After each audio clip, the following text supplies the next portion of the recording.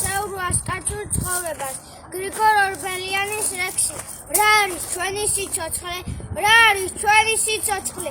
თუ არა საქმე კეთილი, თუ არა ღვადგენთ დაცემულს, არ ვექნეთ ნუგეში მცემელი, თუ არა ვდენვით ბოროტსა, მართლის არა ვართ ფარველი. სხვის ყურასა თუ არ გვაწუხებს, სხვის არ გვასმის ტკივილი.